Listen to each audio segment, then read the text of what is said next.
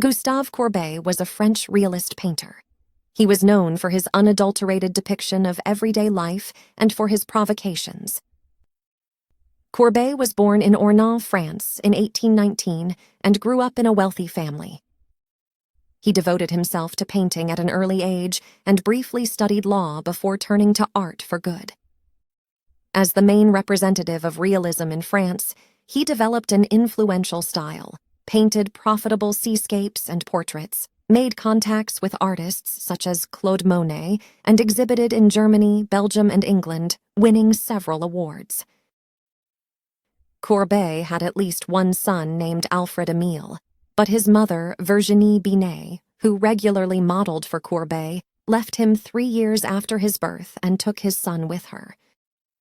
His life was marked by travel and political engagement, including a prison sentence for being partly responsible for the destruction of the Vendôme Column. He was sentenced to 6 months in prison for this and then went into exile in Switzerland. In his final years, he suffered from health problems and financial difficulties before he died in 1877 at the age of 58 from heart failure and dropsy. His painting style was characterized by a direct and unadulterated depiction of reality, rejecting romantic idealization.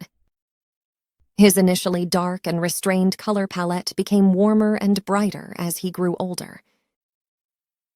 He chose his motifs from the world in which he had grown up: people, animals, and flowers.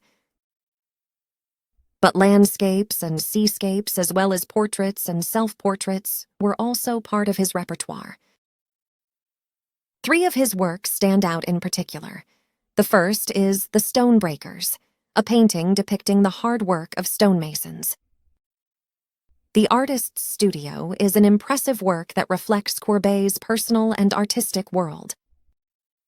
And finally, there is The Origin of the World, a provocative nude painting that caused a sensation at the time and is still being discussed today. His life's work comprises around 500 paintings and numerous drawings and sketches.